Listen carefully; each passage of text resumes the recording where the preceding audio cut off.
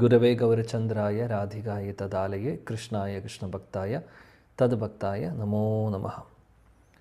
ഹരേ കൃഷ്ണ. പ്രിയപ്പെട്ട എല്ലാ ഭക്തർക്കും എൻ്റെ വിനീതമായ പ്രണാമം. ഗ്രന്ഥരാജ് ശ്രീമദ് ഭാഗവതം ശ്രീ അനന്തപത്മനാഭസ്വാമിയുടെ മഹാകൃപ കൊണ്ട് നമ്മൾ പഠിക്കുന്നു. ഇന്നലെ നമ്മൾ അവസാനിപ്പിച്ചത് 2-ാമത്തെ അധ്യായത്തിലെ 6-ാമത്തെ ശ്ലോകമാണ്. അപ്പോൾ ഇന്നലെ പറഞ്ഞിരുന്നു 6-ാമത്തെ ശ്ലോകം 7-ാമത്തെ ശ്ലോകം ഈ രണ്ട് ശ്ലോകവും സൂതഗോസ്വാമിയോടുള്ള ചോദ്യങ്ങൾക്കുള്ള ഉത്തരങ്ങളാണ്. 1-ാമത്തെ ചോദ്യവും 2-ാമത്തെ ചോദ്യവും. 1-ാമത്തെ ചോദ്യം എന്തായിരുന്നു? എല്ലാവർക്കും ശ്രേയസ്കരമായിട്ടുള്ളത് എന്താണ്? 2-ാമത്തെ ചോദ്യം എന്തായിരുന്നു എന്ന് വെച്ചാൽ ശാസ്ത്രങ്ങളുടെ സാരം. ഈ രണ്ട് ശ്ലോകങ്ങളുടെയും ഉത്തരം, അല്ലെങ്കിൽ ഈ രണ്ട് ചോദ്യങ്ങളുടെയും ഉത്തരമാണ് 6ഉം 7ഉമായിട്ട് പറയുന്നത്. ഓക്കെ, ഹരേ കൃഷ്ണ. 6-ാമത്തെ ശ്ലോകത്തിൽ നമ്മൾ കണ്ടു പരോധർമ്മം എന്താണെന്നുള്ളത്. ഇന്നലെ നമ്മൾ കുറച്ച് ഡീറ്റെയിൽ ആയിട്ട് അത് ചർച്ച ചെയ്തിരുന്നു. എന്താണ് പരോധർമ്മം, പരമമായിട്ടുള്ള ധർമ്മം എന്താണ് എന്നുള്ളത്. സവൈ പുംസാം പരോധർമ്മോ യദോ ഭക്തി രഥോക്ഷജേ അഹൈതുകി അപ്രതീഹത യയാത്മാ സുപ്രസീതതി. യദോ ഭക്തി രഥോക്ഷജേ. ഭക്തിയുത സേവനങ്ങൾ, കൃഷ്ണനോടുള്ള ഭക്തി ആണ് പരമമായിട്ടുള്ള ധർമ്മം. നമ്മൾ ഇന്നലെ ഉദാഹരണം പറഞ്ഞിരുന്നു എന്താണ് ധർമ്മം എന്നുള്ളത്. ധർമ്മം എന്ന് പറഞ്ഞാൽ എന്താണ് എന്നുള്ളത് സ്വാഭാവികമായിട്ടുള്ള നമ്മുടെ ആ ഒരു ജോലി, അല്ലെങ്കിൽ നമ്മൾ ചെയ്യേണ്ട കാര്യം. ജീവാത്മാക്കളായിട്ടുള്ള നമ്മൾ ഭഗവാന്റെ അംശമായതുകൊണ്ട് ഭഗവാനെ സേവിക്കലാണ് നമ്മുടെ പരമമായിട്ടുള്ള ധർമ്മം. അതെങ്ങനെയായിരിക്കണം? അഹൈതുകമായിരിക്കണം. കാരണങ്ങളൊന്നുമില്ലാതെ, അല്ലെങ്കിൽ ഒന്നും പ്രതീക്ഷിക്കാതെ, പ്രോഫിറ്റ് പ്രതീക്ഷിക്കാതെ, അപ്രതിഹത, നിരന്തരമായിട്ട്, അതിന് തടസ്സമില്ലാതെ ശാശ്വതമായിട്ട് നമ്മൾ ഭക്തിയുത സേവനങ്ങൾ ചെയ്യണം. അതാണ് പരിശുദ്ധ ഭക്തി. അപ്പോൾ ഇന്നലെ സൂചിപ്പിച്ചിരുന്നു പരിശുദ്ധ ഭക്തി അല്ലെങ്കിൽ ഉത്തമ ഭക്തിയുടെ ഒരു ഡെഫിനിഷനാണ് ഇത്. ഇതേപോലെ രൂപഗോസ്വാമി വേറെ 2 കാര്യങ്ങളൂടെ 2 ഡെഫിനിഷൻസ് കൂടെ പറയുന്നുണ്ട്. അതായത് ഉത്തമ ഭക്തി എന്ന് പറഞ്ഞാൽ എന്താണ് എന്ന് പറയുമ്പോൾ രൂപഗോസ്വാമി പറയുന്നു, 3 ശ്ലോകങ്ങളാണ് അദ്ദേഹം എടുത്ത് പറയുന്നത്. ഒരു ശ്ലോകം ഇപ്പോൾ നമ്മൾ ഇന്നലെ പഠിച്ചു, അഹൈതുകമായിരിക്കണം, അപ്രതിഹത എന്നുള്ളത്. ഇനി വേറെ ഒരു ശ്ലോകം അദ്ദേഹം പറയുന്നു, ഭക്തിരസാമൃത സിന്ധുവിൽ അദ്ദേഹം പറയുന്നു, അന്യാഭിലാഷിത ശൂന്യം ജ്ഞാനകർമാദി അനാവൃതം ആനുകൂല്യേന കൃഷ്ണാനുശീലനം ഭക്തിരുത്തമ. അവിടെ എന്താ പറയുന്നത്? അന്യാഭിലാഷിത ശൂന്യം, വേറെ അഭിലാഷങ്ങളൊന്നുമില്ലാതെ, അതായത് ഒന്നും ഇങ്ങോട്ട് പ്രതീക്ഷിക്കാതെ സ്നേഹം മാത്രം, ഭഗവാനോടുള്ള സ്നേഹം മാത്രം, അതാണ് അന്യാഭിലാഷം.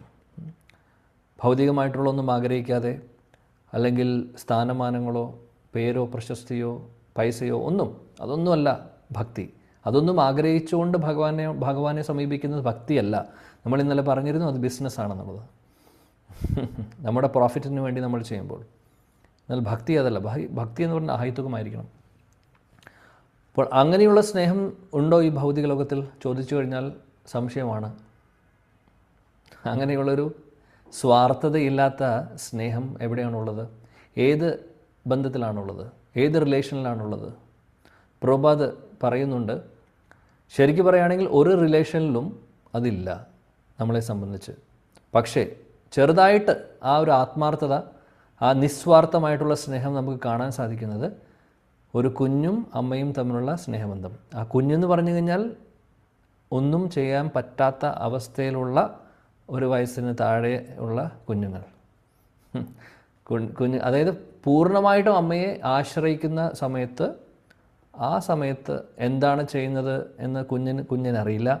അമ്മയ്ക്കറിയാം കുഞ്ഞിനൊന്നും ചെയ്യാൻ സാധിക്കില്ല, എല്ലാത്തിനും അമ്മയെ ഡിപ്പെൻഡ് ചെയ്യുന്നു. ആ സമയത്ത് അമ്മയ്ക്ക് കുഞ്ഞിനോട് തോന്നുന്ന സ്നേഹം നിസ്വാർത്ഥമായിട്ടുള്ള സ്നേഹമാണെന്ന് പ്രഭുപാദ് പറയാറുണ്ട്. ഈ ലോകത്ത് കാണാൻ പറ്റുന്ന ആ നിസ്വാർത്ഥമായിട്ടുള്ള സ്നേഹം കുട്ടിക്കാലത്ത് കുഞ്ഞായിരിക്കുമ്പോൾ അമ്മയ്ക്ക് തോന്നുന്ന സ്നേഹമാണ്. എന്നാൽ ആ കുഞ്ഞ് തന്നെ കുട്ടി വലുതായി കഴിഞ്ഞാൽ ആ സ്നേഹത്തിൽ സ്വാർത്ഥത വരുന്നു. അല്ലേ? ഇപ്പോൾ കുഞ്ഞ് കരയുമ്പോൾ പാല് കൊടുക്കാൻ പോകുന്നു, അല്ലെങ്കിൽ ഇപ്പോൾ 1, 2 പോയി കഴിഞ്ഞാൽ രാത്രിയാണോ പകലാണോ ഒന്നും നോക്കുന്നില്ല. അമ്മ എഴുന്നേറ്റ് നിസ്വാർത്ഥമായിട്ട് കഴുകി കളയുന്നു. അതിനുശേഷം പൗഡറെല്ലാം ഇടിപ്പിച്ച് പുതിയ ഡ്രസ്സെല്ലാം ഇടിപ്പിച്ച്, അല്ലേ? അപ്പോൾ എത്ര ഉറക്കത്തിലാണെങ്കിലും എത്ര ക്ഷീണമുണ്ടെങ്കിലും ഈ കാര്യങ്ങൾ, ഈ സേവനങ്ങളൊക്കെ ചെയ്യുന്നുണ്ട്, അല്ലേ? നിസ്വാർത്ഥമായിട്ട് ചെയ്യുന്നു. അപ്പോൾ ആ നിസ്വാർത്ഥത എന്ന് പറയുന്നത് ഈ ഭൗതിക ലോകത്തിൽ കാണാവുന്ന ആ ഒരു റിലേഷനിൽ മാത്രം, അതും ആദ്യത്തെ കുറച്ച് മാസങ്ങളോ അല്ലെങ്കിൽ വർഷങ്ങളോ മാത്രം. അതിനുശേഷം അവിടെയും സ്വാർത്ഥത വരുന്നു. പിന്നെ വേറെ റിലേഷൻസിനെ കുറിച്ച് പറയേണ്ട ആവശ്യമില്ല. ഭാര്യ ഭർത്താവ് തമ്മിലുള്ള റിലേഷനാവട്ടെ, കുട്ടികളും പാരൻസും തമ്മിലുള്ള റിലേഷനാവട്ടെ, സുഹൃത്ത് ബന്ധങ്ങളാവട്ടെ, ബന്ധുജനങ്ങളോടുള്ള റിലേഷനാവട്ടെ, എന്തിലും എല്ലാത്തിലും സ്വാർത്ഥതയുണ്ട്. ഇല്ലയെന്ന് നമുക്ക് പറയാൻ സാധിക്കില്ല. ആർക്കെങ്കിലും തോന്നുന്നുണ്ടോ അങ്ങനെയൊന്നുമില്ല, സ്വാർത്ഥതയില്ല? ആക്ച്വലി ഉണ്ട്. എന്തുകൊണ്ട് ഉണ്ടെന്ന് പറയുന്നു?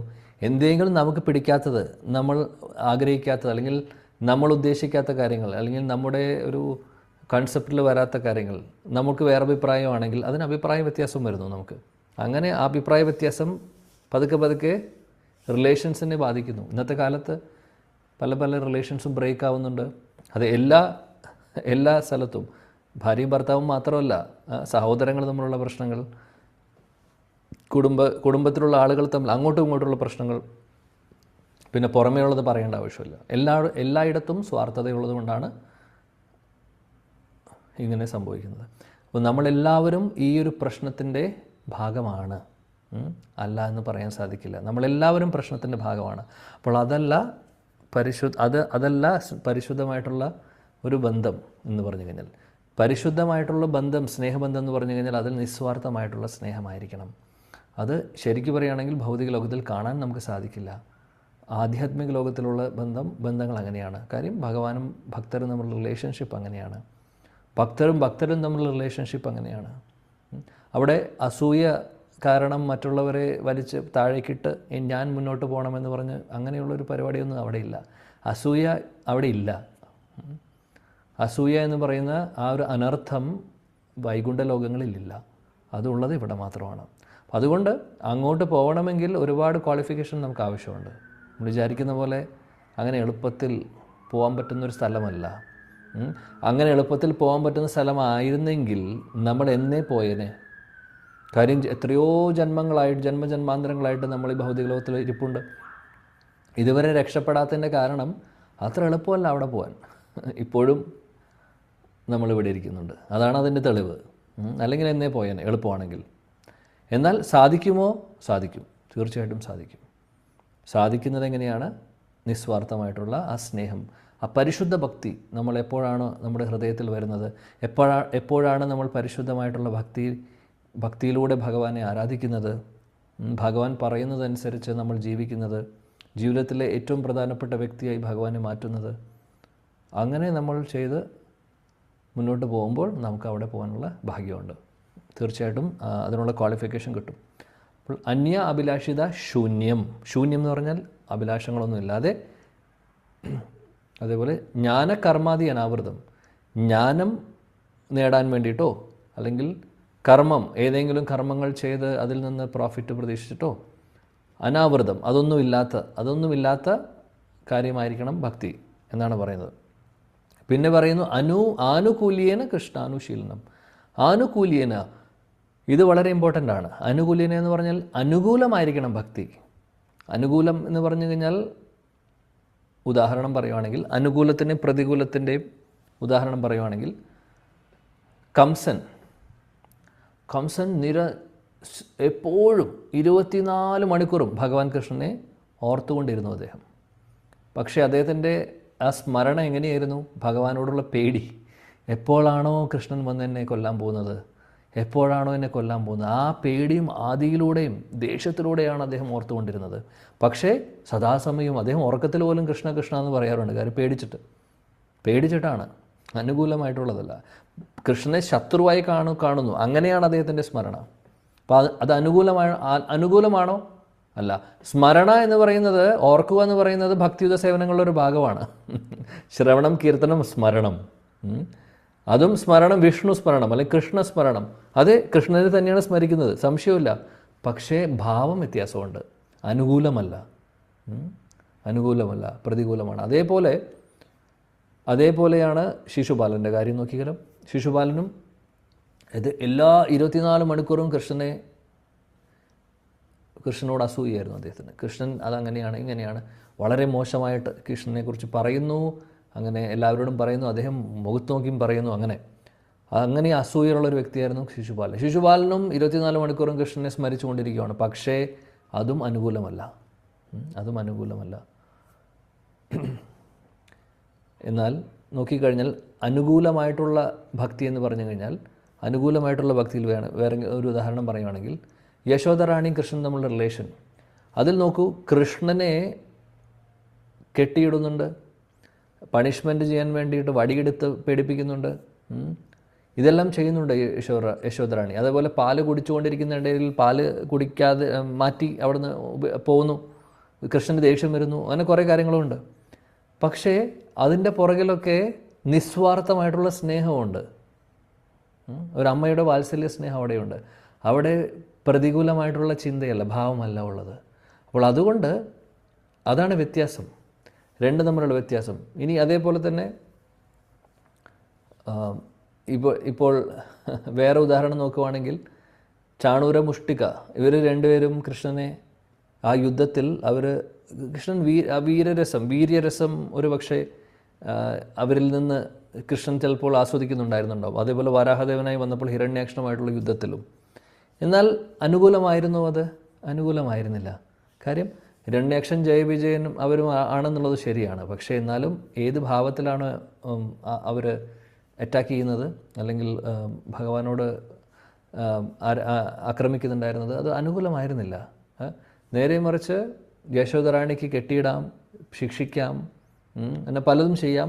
അതിനൊന്നും ഭഗവാൻ ഒരു കംപ്ലൈൻറ്റും ഇല്ല. ഭഗവാൻ സന്തോഷമായിട്ടത് സ്വീകരിക്കുന്നു. കാര്യം അവിടെയുള്ളത് നിസ്വാർത്ഥമായിട്ടുള്ള പരിശുദ്ധ ഭക്തിയാണ്. അതാണ് വ്യത്യാസം. അനുകൂലമാണോ പ്രതികൂലമാണോ? അതുകൊണ്ടാണ് പറയുന്നത് രൂപഗോസ്വാമി അനുകൂലമായിരിക്കണം. അതിനെയാണ് ഭക്തിയെന്ന്, ഉത്തമ ഭക്തി എന്ന് വിളിക്കാൻ സാധിക്കുള്ളൂ. അപ്പോൾ അതാണ് ഒരു കാര്യം. ഇനി ആനുകൂലീന കൃഷ്ണ അനുശീലനം. കൃഷ്ണ അനുശീലനം എന്ന് പറഞ്ഞു കഴിഞ്ഞാൽ ഭഗവാൻ കൃഷ്ണൻ പറയുന്നതോ, ഭഗവാൻ കൃഷ്ണൻ്റെ ഭക്തരോ, കൃഷ്ണനുമായിട്ട് സംബന്ധിച്ചിട്ടുള്ളതോ അവർ ചെയ്യുന്ന കാര്യങ്ങൾ, അല്ലെങ്കിൽ അവരെ അനുകൂലിക്കുമ്പോൾ, അല്ലെങ്കിൽ അവരുടെ പാത പിന്തുടർന്നുകൊണ്ടുള്ള ഭക്തിയാണ് ഉത്തമ ഭക്തി. ആനുകൂല്യേന കൃഷ്ണ അനുശീലനം ഭക്തിർ ഉത്തമ ഭക്തി. അതാണ് ഡെഫിനിഷൻ. വേറെ ഒരു നാരദ പഞ്ചരാത്രയിൽ വരുന്ന ശ്ലോകമാണ്, സർവോപാധി വിനിർമുക്തം തത്പരത്വേന നിർമ്മലം ഋഷികേശ സേവനം ഭക്തിരുച്യത്തെ. സർവ ഉപാധി വിനിർമുക്തം എന്താ പറയുന്നത്? എല്ലാ ഭൗതിക തലത്തിലുള്ള ഡെസിഗ്നേഷൻ എന്ന് പറഞ്ഞു കഴിഞ്ഞാൽ, ഞാൻ പുരുഷനാണ്, ഞാൻ സ്ത്രീയാണ്, ഞാൻ മാനേജറാണ്, എൻജിനീയറാണ്, ഡോക്ടറാണ്, അല്ലെങ്കിൽ ഭക്തിവൃക്ഷ ലീഡറാണ്, ടെമ്പിൾ പ്രസിഡൻ്റാണ്. ഇതെല്ലാം ഉപാധികളാണ് ശരിക്കും. ഭഗവാന്റെ സേവനങ്ങളിലുള്ള പൊസിഷൻ ആണെങ്കിൽ പോലും അതൊരു ഡെസിഗ്നേഷനാണ്. സർവോ ഉപാധി വിനിർമുക്തം, അതിനെല്ലാം ഉപേക്ഷിച്ച്. കാര്യം അതിലൊക്കെ ഭൗതികതയിലൂടെ ഒരു ടച്ചുണ്ട്. സർവ ഉപാധി വിനിർമുക്തം തത്പരത്വേന നിർമ്മലം ഋഷികേശ. അതൊക്കെ മാറ്റിവെച്ചുകൊണ്ട് ഋഷികേശ എന്ന് പറഞ്ഞു കഴിഞ്ഞാൽ, ഋഷികേശ് എന്ന് പറഞ്ഞാൽ ഭഗവാൻ, ഋഷി നമ്മുടെ ഇന്ദ്രിയങ്ങൾക്ക് അങ്ങനെ ഒരു അർത്ഥമുണ്ട്. ഇപ്പോൾ ഋഷികേശ. അപ്പോൾ ഇന്ദ്രിയങ്ങൾ ഉപയോഗിച്ച് ഋഷികേശനായിട്ടുള്ള ഭഗവാനെ നമ്മൾ സേവനം ചെയ്യുന്നതാണ് ഉത്തമ ഭക്തി എന്ന് അവിടെയും പറയുന്നു. ഋഷികേശ സേവനം ഭക്തിരുച്യതേ. അതും ഒരു ഡെഫിനിഷനാണ് പരിശുദ്ധ ഭക്തി അല്ലെങ്കിൽ ഉത്തമ ഭക്തിയുടെ. എന്തുകൊണ്ടിത് പറഞ്ഞു എന്ന് വെച്ചാൽ പ്രധാനപ്പെട്ട കാര്യമാണ്. ഇവിടെ ഉത്തമ ഭക്തിയെക്കുറിച്ചാണ് 6ാമത്തെ ശ്ലോകത്തിൽ നമ്മൾ പഠിക്കുന്നത്. പരമമായിട്ടുള്ള ധർമ്മം എന്താണ്? പരിശുദ്ധ ഭക്തിയാണ്. അല്ലെങ്കിൽ പരമധർമ്മം എന്ന് പറഞ്ഞാൽ ഭഗവാനെ സേവിക്കലാണ്. അതെങ്ങനെയായിരിക്കണം ആ സേവനം എന്നുള്ളതാണ് പറയുന്നത്. അപ്പോൾ നമുക്ക് തീർച്ചയായിട്ടും അതിൻ്റെ ഡെഫിനിഷൻ അല്ലെങ്കിൽ അതിൻ്റെ അർത്ഥം മനസ്സിലാക്കിയിരിക്കണം. അതുകൊണ്ടാണ് എക്സ്ട്രാ വേറെ 2 ശ്ലോകങ്ങളോട് നമ്മളിവിടെ ചർച്ച ചെയ്തത്. ഇനി 7ാമത്തെ ശ്ലോകം നോക്കാം. വാസുദേവേ ഭഗവതി ഭക്തിയോഗ പ്രയോജിത ജനയതി ആശു വൈരാഗ്യം ജ്ഞാനം ചായത് അഹൈതുകം. മനോഹരമായിട്ടുള്ള ശ്ലോകമാണിത്. രേണുക അനിൽകുമാർ ഉണ്ടോ മാതാജി?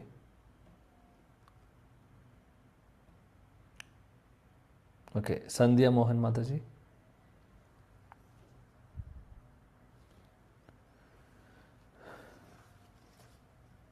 ഓക്കെ, ദേവു മാതാജി ഉണ്ടോ? ഹരേ കൃഷ്ണ പ്രഭു. യെസ്, വായിക്കും. ഓം നമോ ഭഗവതേ വാസുദേവായ. ശ്ലോകം 7. വാസുദേവേ ഭഗവതി ഭക്തിയോഗ പ്രയോജിത ജനയത്യാശു വൈരാഗ്യം ജ്ഞാനം ചെയ്ത ഹൈതുകം. വിവർത്തനം വായിക്കൂ. വിവർത്തനം. പരമദിവ്യോത്തമ പുരുഷനായ ശ്രീകൃഷ്ണ ഭഗവാന് ഭക്തിയുത സേവന സമർപ്പണത്തിലൂടെ അഹൈതുക ജ്ഞാനവും വൈരാഗ്യവും തൽക്ഷണം ഒരാൾ ആർജിക്കുന്നു. Thank you. സോ ഇവിടെ മനോഹരമുള്ള ശ്ലോകം. ഇവിടെ പറയുന്നു വാസുദേവേ ഭഗവതി ഭക്തിയോഗ പ്രയോജിത. ഇനി ഭക്തിയോഗം ചെയ്യുകയാണെങ്കിൽ അല്ലെങ്കിൽ ഭക്തിയുത സേവനങ്ങൾ ചെയ്യുകയാണെങ്കിൽ ആർക്ക്? വാസുദേവേ, ഭഗവാൻ കൃഷ്ണന്. അപ്പോൾ ഭക്തിയുത സേവനങ്ങൾ നമ്മൾ പരമദിവ്യോത്തമ പുരുഷനായിട്ടുള്ള കൃഷ്ണന് ചെയ്യുകയാണെങ്കിൽ എന്താണ് അതിൻ്റെ റിസൾട്ട്? അതാണ് പറയുന്നത്. ജനയതി ആശു വൈരാഗ്യം ജ്ഞാനം ച യദ് ആഹൈതുകം. 2 കാര്യങ്ങളാണ് പറയുന്നത്. അഹൈതുകമായിട്ടുള്ള ജ്ഞാനവും വൈരാഗ്യവും നമുക്ക് വരുന്നു. വൈരാഗ്യം എന്ന് ഉദ്ദേശിക്കുന്നത് ഒരാളോട് മറ്റാളോട് തോന്നുന്നു. നമ്മൾ ഇടയ്ക്ക് മലയാളത്തിൽ വൈരാഗ്യം എന്ന് പറയുമ്പോൾ വൈരാഗ്യം എന്ന് പറയുമ്പോൾ നമ്മൾ അവരോടുള്ളൊരു എന്താ പറയുക ദേഷ്യം അല്ലെങ്കിൽ അതല്ല ഇവിടെ ഉദ്ദേശിക്കുന്നത്. വൈരാഗ്യം എന്ന് ഇവിടെ ഉദ്ദേശിക്കുന്നത് ഡിറ്റാച്ച്മെൻ്റ് ആണ്, അല്ലെങ്കിൽ വിരക്തിയാണ് വൈരാഗ്യമെന്ന് സംസ്കൃതത്തിൽ പറയുക. അപ്പം ജ്ഞാനവും അതേപോലെ വിരക്തി, വൈരാഗ്യം, ഈ രണ്ട് കാര്യങ്ങളുമാണ്. അതും അഹൈതുകമായിട്ടുള്ള ജ്ഞാനം. അതായത് ഈ ഭക്തിയുത സേവനങ്ങൾ, പരിശുദ്ധ ഭക്തിയുത സേവനങ്ങളുടെ റിസൾട്ടാണത്. അപ്പോൾ ഭക്തിയുത സേവനങ്ങൾ ചെയ്യുമ്പോൾ നമുക്ക് കിട്ടുന്നതാണ്, ഓട്ടോമാറ്റിക്കലി ബൈ പ്രൊഡക്ട്സ് ആയിട്ട് വരുന്നതാണ്. അതുകൊണ്ടാണ് നമ്മൾ കഴിഞ്ഞ ദിവസവും ചർച്ച ചെയ്തിരുന്നു, വിരക്തി എന്ന് പറയുന്നത് ജ്ഞാനവും എന്ന് പറയുന്നതും ഓട്ടോമാറ്റിക്കലി നമുക്ക് വരും ഭക്തിയിൽ. അതിൻ്റെ അർത്ഥം നമ്മൾ ഒന്നും ചെയ്യണ്ട, കൈകെട്ടിയിരുന്നാൽ മതി എന്നുള്ളതല്ല. ആ ഒരു എക്സ്ട്രീമിലേക്ക് പോകരുത്. അപ്പോൾ ചിലപ്പോൾ വിചാരിക്കും ഓക്കെ ഭക്തിയുത സേവനങ്ങൾ ചെയ്താൽ മതിയല്ലോ, അപ്പോൾ ഭാഗവതം പഠിക്കേണ്ട ആവശ്യമില്ല, വായിക്കേണ്ട ആവശ്യമില്ല, ക്ലാസ്സുകൾ സത്സംഗത്തിൻ്റെ ആവശ്യമൊന്നുമില്ല. ഓക്കെ, ഭക്തിയുത സേവനം, ഞാൻ നാമം ജപിക്കുന്നുണ്ട്, ഞാൻ ഇടയ്ക്ക് ഭാഗവതം കേൾക്കുന്നുണ്ട്, ഇതെല്ലാം ചെയ്യുന്നുണ്ട്, പക്ഷേ പഠിക്കുന്നില്ല, വായിക്കുന്നില്ല, അങ്ങനെ പല എക്സ്ക്യൂസും നമ്മൾ പറയും. അപ്പോൾ അതല്ല ഇവിടെ ഉദ്ദേശിക്കുന്നത്. ഇവിടെ ഉദ്ദേശിക്കുന്നത് നാച്ചുറലി നമുക്ക് സ്വാഭാവികമായിട്ട് നമുക്ക് ഇത് വരും, ജ്ഞാനവും വരും, വിരക്തിയും വരും. വിരക്തി എന്ന് പറഞ്ഞു കഴിഞ്ഞാൽ ഭൗതിക ലോകത്തിലെ സാഹചര്യങ്ങളോട്, സാധനങ്ങളോട്, വ്യക്തികളോട്, അല്ലെങ്കിൽ എന്തും ഭൗതിക ലോകത്തിലെ എല്ലാത്തിനോടും നമുക്കൊരു വിരക്തി തോന്നും. കാര്യം ഈ വിരക്തി അത്യാവശ്യമാണ്. നമുക്ക് എത്രമാത്രം നമുക്ക് ആസക്തിയുണ്ടോ ഭൗതികമായിട്ടുള്ള സാധനങ്ങളോട്, അത്രമാത്രം പ്രശ്നമാണ് നമുക്ക്. ഒരു സംശയം വേണ്ട ഈ കാര്യത്തിൽ, ഒരു സംശയം വേണ്ട. നമ്മുടെ ആസക്തിയാണ് സത്യം പറയുകയാണെങ്കിൽ നമ്മളെ ഈ ലോകത്ത് പിടിച്ചു വെച്ചിട്ടുള്ള കാര്യം ബന്ധങ്ങളല്ല. നമ്മളും റിലേഷൻസ്, നമ്മുടെ ബന്ധുജനങ്ങളോ അല്ലെങ്കിൽ ഫാമിലി റിലേഷൻസോ ഇതൊന്നുമല്ല പ്രശ്നം.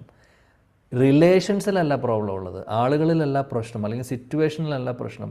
ആ സിറ്റുവേഷനോടോ വ്യക്തിയോടോ ഉള്ള ആസക്തിയാണ് പ്രശ്നം. അപ്പോൾ പ്രോബ്ലം എന്താണ്? ആസക്തി, അറ്റാച്ച്മെൻറ്റ്. അപ്പോൾ ആസക്തിയുടെ ഓപ്പോസിറ്റാണ് ഡിറ്റാച്ച്മെൻറ്റ്, വിരക്തി അല്ലെങ്കിൽ വൈരാഗ്യം. ആസക്തിയുടെ ഓപ്പോസിറ്റാണ് വൈരാഗ്യം. അപ്പോൾ നമുക്ക് ഭക്തിയുത സേവനങ്ങൾ ചെയ്ത് മുന്നോട്ട് പോകുമ്പോൾ നമ്മൾ നേടാൻ പോകുന്നത് എന്താണ്? ഈ വിരക്തിയാണ്, വൈരാഗ്യം. ഇത് അത്യാവശ്യമാണ്. ഈ വൈരാഗ്യം അല്ലെങ്കിൽ ഈ ഒരു വിരക്തി നമുക്ക് ഇല്ലെങ്കിൽ ഈ ലോകത്തൊന്നും ഒരിക്കലും നമ്മൾ രക്ഷപ്പെടാൻ പോകുന്നില്ല. അതാണ് ഒരു കാര്യം. രണ്ടാമത്തെ കാര്യം എന്താണ്? ജ്ഞാനം. ആവശ്യമുള്ള അറിവുകളും നമുക്ക് കിട്ടുന്നു.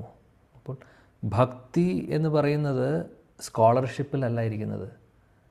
700 ശ്ലോകങ്ങൾ ഭഗവത്ഗീതയിൽ അറിയാം എനിക്ക്, ഭാഗവതത്തിലെ 18,000 ശ്ലോകങ്ങൾ എനിക്കറിയാം, അല്ലെങ്കിൽ ഞാൻ വേദങ്ങൾ പഠിച്ചിട്ടുണ്ട്, ഞാൻ പണ്ഡിതനാണ്, സംസ്കൃത PhD എടുത്ത ആളാണ്. ഇതിലൊന്നും ഒരു കാര്യമില്ല. അതല്ല അറിവ്. ജ്ഞാനം എന്ന് പറഞ്ഞു കഴിഞ്ഞാൽ വെറുതെ തിയറിറ്റിക്കൽ നോളജ് അല്ല. പുസ്തകങ്ങളിൽ പറയുന്ന കാര്യം നോളജ്, നമ്മൾ പരീക്ഷയിൽ മാർക്ക് വാങ്ങിക്കുന്നതല്ല നോളജ്. നോളജ് എന്ന് പറഞ്ഞു കഴിഞ്ഞാൽ, അറിവ് അല്ലെങ്കിൽ ജ്ഞാനം എന്ന് പറഞ്ഞാൽ അത് ഹൃദയത്തിലേക്ക് അത് പ്രവേശിച്ച് ആ ജ്ഞാനം നമ്മൾ വിജ്ഞാനമായി തിരിച്ചറിഞ്ഞ്, അതായത് തിരിച്ചറിയുന്ന അറിവ്, അതായത് ആ തിരിച്ചറിവ് എന്ന് പറഞ്ഞൊരു സംഭവമുണ്ട്. തിയറി മാത്രം കേൾക്കലല്ല, അതിനെ തിരിച്ചറിഞ്ഞുകൊണ്ട് അത് നമ്മൾ എപ്പോഴാണോ ഫോളോ ചെയ്യുന്നത്, നമ്മൾ ആചരിക്കുന്നത്, അപ്പോഴാണ് ജ്ഞാനമാവുന്നുള്ളൂ. ആ ലൂപ്പ് കംപ്ലീറ്റ് ആവുന്ന അപ്പോഴാണ്. അതുവരെ ജ്ഞാനം വെറും തിയറിറ്റിക്കൽ നോളജാണ്. തിയറിറ്റിക്കൽ നോളജ് ഉണ്ടായിട്ട് കാര്യമില്ല. കാര്യം അത് കുറച്ച് ബുദ്ധിയുള്ള ആൾക്ക് കുറേ ശ്ലോകങ്ങൾ പഠിക്കാം, കുറേ വായിക്കാം, കാണാതെ പഠിക്കാം, അതിലല്ല കാര്യം ഇരിക്കുന്നത്. അപ്പോൾ ഒരിക്കലും നമ്മൾ വിചാരിക്കരുത് ഒരുപാട് ശ്ലോകങ്ങൾ അറിഞ്ഞോട്ടോ അല്ലെങ്കിൽ ഒരുപാട് കാര്യങ്ങൾ അറിഞ്ഞോട്ടോ കാര്യമില്ല. പക്ഷെ അതിൻ്റെ അർത്ഥം അതായത് ചില ഭക്തരുണ്ട്, അവർക്ക് നല്ല അറിവുമുണ്ട്. അറിവെന്ന് പറഞ്ഞാൽ റിയലൈസേഷനുമുണ്ട്. മാത്രമല്ല അവർ സിൻസിയറായിട്ട് പ്രാക്ടീസ് ചെയ്യുന്ന ആൾക്കാരായിരിക്കും. അവർക്ക് കുറേ ശ്ലോകങ്ങൾ പറയാം, അത് ബെസ്റ്റാണ്. അങ്ങനെ സാധിക്കുന്നുണ്ടെങ്കിൽ ഇത് ബെസ്റ്റാണ്. പക്ഷേ ഇതറിയാമെന്ന് പറഞ്ഞ് പ്രഭുപാദിനോട് ഒരിക്കൽ ഒരു ആൾ വന്ന് പറഞ്ഞു, പ്രഭുപാദ്, ഞാൻ 700 ശ്ലോകങ്ങൾ ഭഗവത്ഗീതയിലെ കാണാതെ പഠിച്ചിട്ടുണ്ട്. എനിക്ക് 1 മുതൽ 700 വരെ നിർത്താതെ സീക്വൻസിൽ പറയാൻ സാധിക്കും. മാത്രമല്ല പ്രഭുപാദ്, തിരിച്ചും 700 മുതൽ തിരിച്ചും 700, 699, 692 ആ ഓർഡറിലും എനിക്ക് 1 വരെ ചൊല്ലാൻ പറ്റും. ഞാൻ ചൊല്ലിക്കേൾപ്പിക്കട്ടെ എന്ന് ചോദിച്ചു പ്രഭുപാദിനോട്. പ്രഭുപാദ് പറഞ്ഞു, എനിക്ക് കേൾക്കണ്ട. കാര്യം നിനക്ക് അത് നീ എങ്ങനെയോ അത് പഠിച്ചിട്ടുണ്ട്, അതിൻ്റെ അഹങ്കാരമുണ്ട്. ഇതിലല്ല കാര്യമുള്ളത്. 700 ശ്ലോകങ്ങൾ അവിടെ ഭഗവാൻ ഗോലോക വൃന്ദാവനത്തിൽ പോകുമ്പോൾ അവിടെ ഗേറ്റിനകത്ത് നിന്ന് ജയവിജയമാരോ, അല്ലെങ്കിൽ ജയവിജയമാർ വൈകുണ്ഠത്തിലാണ്, ഗോലോക വൃന്ദാവനത്തിൽ വേറെ ബൃന്ദാദേവി ആയിരിക്കാം, അല്ലെങ്കിൽ ആരെങ്കിലും ഉണ്ടാവും അവിടെ, അല്ലെങ്കിൽ ഗോപേശ്വർ മഹാദേവ് ആയിരിക്കും ചിലപ്പോൾ നമ്മളെ ഇൻ്റർവ്യൂ ചെയ്യുന്നത്. അവരുടെ ഇൻ്റർവ്യൂവിൽ എന്തായാലും ചോദിക്കുന്നില്ല 700 ശ്ലോകങ്ങൾ പറയൂ, ഇതെല്ലാം നമ്മളോട് ചോദിക്കുന്നത്, അല്ലെങ്കിൽ ഭാഗവത്തിലെ ശ്ലോകങ്ങൾ പറയൂ, ഇതൊന്നുമല്ല ചോദിക്കാൻ പോകുന്നത്. അതൊന്നും ചോദ്യമൊന്നുമില്ല അവിടെ. ക്വാളിഫിക്കേഷൻ വന്ന് നമ്മളവിടെ പോകുന്നു. അപ്പോൾ ഇതാണ് അറിവെന്ന് പറഞ്ഞു കഴിഞ്ഞാൽ, അത് ഹൃദയത്തിൽ നിന്നുള്ള അറിവായി, ഹൃദയത്തിൽ വരുന്ന തിരിച്ചറിവുകളും കേട്ടിട്ടുള്ള കാര്യങ്ങൾ അത് തിരിച്ചറിവുകളായി മാറി, വിജ്ഞാനമായി മാറി, അത് നമ്മൾ ആചരിക്കുമ്പോഴാണ് അറിവായി മാറുന്നത്. അല്ലെങ്കിൽ അതുകൊണ്ട് പ്രയോജനമില്ല. ഒരുപാട് ഉദാഹരണങ്ങളുണ്ട്. ശ്രീ ചൈതന്യ മഹാപ്രഭുവിൻ്റെ ലീലയിൽ ഒരു ബ്രാഹ്മണൻ ശ്രീരംഗത്തിൽ അദ്ദേഹം വരുന്ന സമയത്ത്, സൗത്ത് ഇന്ത്യൻ ടൂറിൽ മഹാപ്രഭു വരുന്ന സമയത്ത്, ഒരു ചാതുർമാസ്യ സമയത്ത് അദ്ദേഹം ശ്രീരംഗത്ത് അദ്ദേഹം 4 മാസം താമസിക്കുന്നു വെങ്കട്ടഭട്ടിൻ്റെ വീട്ടിൽ. വെങ്കട്ടഭട്ട് എന്ന് പറഞ്ഞു കഴിഞ്ഞാൽ ഗോപാൽ ഭട്ട് ഗോസ്വാമിയുടെ അച്ഛൻ. ഇന്ന് ഗോപാൽ ഭട്ട ചെറിയ കുട്ടിയായിരുന്നു. അപ്പോൾ അവിടെ ഇരിക്കുന്ന സമയത്ത്, ശ്രീരംഗത്തിൽ ഒരു അമ്പലത്തിൽ പോകുന്ന സമയത്ത്, അവിടെ ഒരു ഭക്തൻ, ഒരു ബ്രാഹ്മണൻ, ആ ബ്രാഹ്മണൻ ഭഗവത്ഗീത വായിച്ചുകൊണ്ടിരിക്കുകയാണ്. കയ്യിൽ ഭഗവത്ഗീതയുണ്ട്, പക്ഷേ വായിക്കുന്നത് മുഴുവനും തെറ്റ്.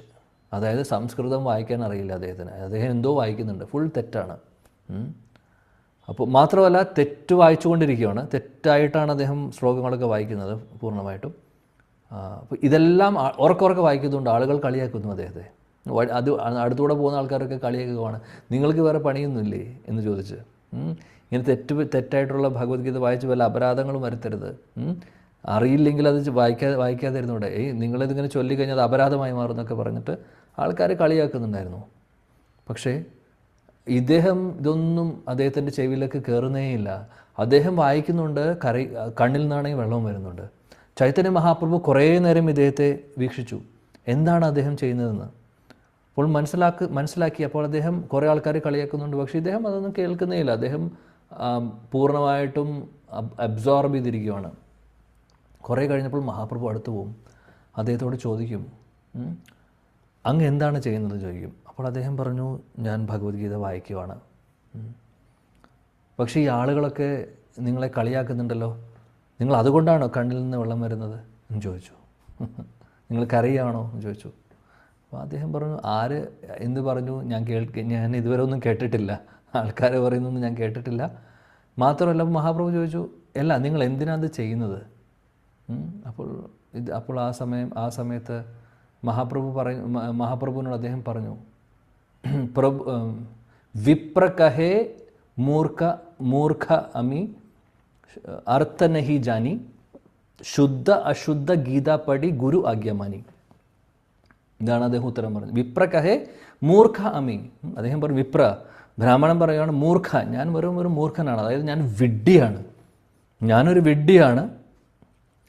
അർത്ഥ നഹി ജാനി, എനിക്കിതിൻ്റെ അർത്ഥം അറിയില്ല, വായിക്കാനും അറിയില്ല, ഒന്നും അറിയില്ല, വട്ടപൂജ്യം. പക്ഷേ അർത്ഥ നഹി ജാനി അദ്ദേഹം പറയുന്നു, ശുദ്ധ അശുദ്ധ ഗീതാപ്പടി. ചില സമയത്ത് ഞാൻ ശരിയായിട്ട് വായിക്കുന്നുണ്ട്, ചില സമയത്ത് ഞാൻ വായിക്കുന്നത് തെറ്റാണ്, എനിക്കറിയാം, കാര്യം എനിക്ക് അറിയില്ല. പക്ഷേ ഞാനിത് ചെയ്യുന്നു ഗുരു ആജ്ഞ മാനി. എൻ്റെ ഗുരു എന്നോട് പറഞ്ഞിട്ടുണ്ട്, ഗുരുവിൻ്റെ നിർദ്ദേശമാണ് എനിക്ക് കിട്ടിയിട്ടുള്ളത്, ഭഗവത്ഗീത വായിക്കണം, എല്ലാ ദിവസവും ഇവിടെ അമ്പലത്തിൽ നിന്ന് വായിക്കണം എന്നുള്ളത്, അതുകൊണ്ട് ഞാൻ ചെയ്യുന്നു. കേട്ടപ്പോൾ മഹാപ്രഭുവിൻ്റെ കണ്ണിൽ നിന്ന് വെള്ളം വന്നു തുടങ്ങി, ആ ഗുരുഭക്തി കേട്ടപ്പോൾ. അപ്പോൾ മഹാപ്രഭു കൺട്രോൾ ചെയ്തു. അടുത്ത ചോദ്യം ചോദിച്ചു മഹാപ്രഭു, ശരി, ഓക്കെ, ഗുരു പറഞ്ഞു, അതുകൊണ്ട് നിങ്ങൾ ചെയ്യുന്നു, പക്ഷേ നിങ്ങളുടെ കണ്ണിൽ നിന്ന് വെള്ളം വരുന്നത് എന്തിനാണ്? നിങ്ങൾ എന്തിനാണ് കരയുന്നത്? അപ്പോൾ ബ്രാഹ്മണൻ പറഞ്ഞു, വേറെ ഒന്നുമല്ല, ഞാനിങ്ങനെ വായിക്കുമ്പോൾ എനിക്കൊന്നും വായിക്കാൻ അറിയില്ല, മനസ്സിലാക്കാൻ സാധിക്കുന്നില്ല, പക്ഷേ ഞാനിങ്ങനെ ആലോചിക്കുകയാണ്. ബ്രാഹ്മണൻ പറയുകയാണ്, ഞാനിങ്ങനെ ആലോചിക്കുകയാണ് ഭഗവാൻ കൃഷ്ണൻ്റെ മഹാകാരുണ്യത്തെക്കുറിച്ച് ഓർത്ത് എനിക്ക് കണ്ണിൽ വെള്ളം വരുന്നു. പരമദിയോത്തമ പുരുഷൻ ഭഗവാൻ കൃഷ്ണൻ അർജുനൻ്റെ സാരഥിയായി മാറിയിരിക്കുന്നു, ഡ്രൈവറായി മാറിയിരിക്കുന്നു. ചില സമയങ്ങളിൽ അർജുനൻ രഥം ഓടിക്കുന്ന സമയത്ത് കൃഷ്ണനെ ചവിട്ടുന്നു, വലത്തോട്ട് പോകണമെങ്കിൽ വലത്തോട്ട് ചവിട്ടുന്നു, ഇടത്തോട്ട് പോകണമെങ്കിൽ ഇടത്തോട്ട് ചവിട്ടുന്നു. ഇടയ്ക്ക് കൃഷ്ണനോട് പറയുന്നു, വളരെ ഹാർഷായിട്ടൊക്കെ പറയുന്നുണ്ട്, അങ്ങോട്ട് കൊണ്ടു ഇങ്ങോട്ട് കൊണ്ടു. കാര്യം അങ്ങനെ പറഞ്ഞാലേ ഈ യുദ്ധകളത്തിൽ ശബ്ദം കേൾക്കില്ല അങ്ങോട്ടും ഇങ്ങോട്ടും. അപ്പോൾ ചിലപ്പോൾ ചവിട്ടേണ്ടി വരും, ചവിട്ടിയിട്ടൊക്കെയാണ് ഡയറക്ഷൻ പറയുന്നത്. അപ്പോൾ ഇദ്ദേഹം പറയുകയാണ്, ഞാൻ ഓർക്കുവാണ് പരമദിയോത്തമ പുരുഷൻ കൃഷ്ണൻ, നോക്കൂ അദ്ദേഹത്തിൻ്റെ മഹാകാരുണ്യം നോക്കൂ, അദ്ദേഹത്തിൻ്റെ ഭക്തനായിട്ടുള്ള അർജുനൻ്റെ സാരഥിയായിട്ട് അദ്ദേഹം ഇരിക്കുവാണ്. ഓഹോ മഹാകൃപാലു കംവാ ദയാലും ശരണം വ്രജേമ. ഇതേപോലെ ദയാലുവായിട്ടുള്ള വേറെ ഭഗവാനുണ്ടോ എന്ന് പറഞ്ഞുകൊണ്ട് അദ്ദേഹത്തിൻ്റെ കണ്ണിൽ നിന്ന് വെള്ളം വന്നുകൊണ്ടിരിക്കുകയാണ്. ചൈതന്യ മഹാപ്രഭുവിന് ഒരുപാട് സന്തോഷമായി. മഹാപ്രഭു അദ്ദേഹത്തെ ആലിംഗനം ചെയ്തുകൊണ്ട് പറഞ്ഞു, നിനക്ക് മാത്രമാണ് ഭഗവത്ഗീതയുടെ തത്വം മനസ്സിലായിട്ടുള്ളത്. ഭഗവത്ഗീത വായിക്കാൻ നിനക്കാണ് അധികാരമുള്ളത്. ഒരുപാട് സന്തോഷമായി. ചൈതന്യ മഹാപ്രഭുവിൻ്റെ ആലിംഗനം കിട്ടിക്കഴിഞ്ഞാൽ പിന്നെ അദ്ദേഹത്തിൻ്റെ അവസ്ഥ എന്തായിരിക്കും? പിന്നെ അദ്ദേഹത്തെ കാണാൻ പറ്റുന്നില്ല. അദ്ദേഹം നിലത്ത് കിടന്ന് ഉരുളുന്നു, ചാടുന്നു, കീർത്തനം ചൊല്ലുന്നു, അഷ്ടസ്വാത്വിക വികാരങ്ങൾ അദ്ദേഹത്തിൻ്റെ ശരീരത്തിൽ വരുന്നു. കൃഷ്ണ കൃഷ്ണ കൃഷ്ണ കൃഷ്ണനാമം ചൊല്ലിക്കൊണ്ട് കൃഷ്ണപ്രേമം. കൃഷ്ണൻ നേരിട്ട് ചൈതന്യ മഹാപ്രഭു കൃഷ്ണൻ തന്നെയാണ്, അദ്ദേഹത്തിന് കൊടുക്കുകയാണ്. എന്തുകൊണ്ടിത് പറഞ്ഞു എന്ന് വെച്ചാൽ, അറിവ് എന്ന് പറഞ്ഞു കഴിഞ്ഞാൽ തിയറിയല്ല, അത് ഹൃദയത്തിൽ നിന്ന് വരേണ്ടതാണ്. അതെങ്ങനെയാണ് വരുന്നത്? പരിശുദ്ധ ഭക്തി ഉണ്ടെങ്കിൽ മാത്രം. ഈ ബ്രാഹ്മണന് ആ പരിശുദ്ധ ഭക്തനായതുകൊണ്ട് അദ്ദേഹം നോക്കുമ്പോൾ സ്കൂളിൽ പോയിട്ടുള്ള വിദ്യാഭ്യാസമൊന്നും ഉണ്ടാവില്ല, പക്ഷേ അദ്ദേഹത്തിൻ്റെ ഹൃദയത്തിൽ ആ ജ്ഞാനം ശരിക്കും ഉണ്ടായിരുന്നു. അതാണ് ജ്ഞാനം. അതേപോലെ രണ്ടാമത്തെ കാര്യം ഡിറ്റാച്ച്മെൻറ്റ്, വിരക്തി എന്ന് പറഞ്ഞു കഴിഞ്ഞാൽ എഗെയിൻ നമ്മൾ പറയുമ്പോൾ ശ്രദ്ധിക്കേണ്ട കാര്യം, അല്ലെങ്കിൽ ഓർക്കേണ്ട കാര്യം, അതായത് ശരിക്കും അതിൽ നിന്നുള്ള ആസക്തി ഇല്ലാത്ത ഒരവസ്ഥ. അതായത് എന്ത് സംഭവിച്ചാലും ഏത് സിറ്റുവേഷനും നമ്മൾ ടോളറേറ്റ് ചെയ്യുന്നു, അല്ലെങ്കിൽ നമുക്ക് ഡിമാൻഡുകളില്ല, കംപ്ലൈൻറ്റുകളില്ല. അതാണ് വിരക്തി എന്ന് പറഞ്ഞു കഴിഞ്ഞാൽ. അല്ലെങ്കിൽ ചില കാര്യങ്ങൾ വരുമ്പോൾ ഇതെങ്ങനെയാണ് വേണ്ടത്, അതങ്ങനെയാണ് വേണ്ടത്, അങ്ങനെ ഒരുപാട് ഡിമാൻഡുകളുണ്ടാവും നമുക്ക്. അല്ലെങ്കിൽ എന്തെങ്കിലും നടക്കാതെ വരുമ്പോൾ കംപ്ലൈൻറ്റ്സ് ഉണ്ടാവും. എന്തുകൊണ്ടാണ്? കാര്യം അറ്റാച്ച്മെൻ്റ് ഉണ്ട് പല കാര്യങ്ങളോടും. അപ്പോൾ വിരക്തി എന്ന് പറഞ്ഞാൽ അങ്ങനെയല്ല. വിരക്തി ഇവിടെ അഹൈതുകമായിട്ടുള്ള ജ്ഞാനവും വിരക്തി എന്ന് പറഞ്ഞു കഴിഞ്ഞാൽ അത് പരിശുദ്ധമായിട്ടുള്ള ഒരു അവസ്ഥയാണ്. അത് സാധിക്കുന്നത് ഭഗവാൻ പറയുന്നു ഇവിടെ, അല്ലെങ്കിൽ ഇവിടെ സൂത ഗോസ്വാമി പറയുന്നു, ഭക്തിയുത സേവനങ്ങളിലൂടെ മാത്രമേ സാധിക്കുകയുള്ളൂ എന്നുള്ളതാണ് ഇവിടെ പറയുന്നത്. ശ്രീല പ്രഭുപാദിയുടെ മനോഹരമായ ഭാവാർത്ഥത്തിൽ പറയുന്നു,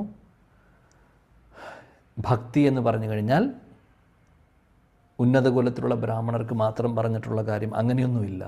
ഭക്തി എല്ലാവർക്കും ഒരേപോലെ ആപ്ലിക്കബിളാണ്. ശൂദ്രരാവട്ടെ, വൈശ്യരാവട്ടെ, സ്ത്രീ ആവട്ടെ, പുരുഷനാവട്ടെ, നപുംസകമാവട്ടെ, ആര് വേണമെങ്കിൽ ആയിക്കോട്ടെ, എല്ലാവർക്കും ഭക്തിയുത സേവനങ്ങൾ ചെയ്യാം. ഒരു റെസ്ട്രിക്ഷനും ഇല്ല.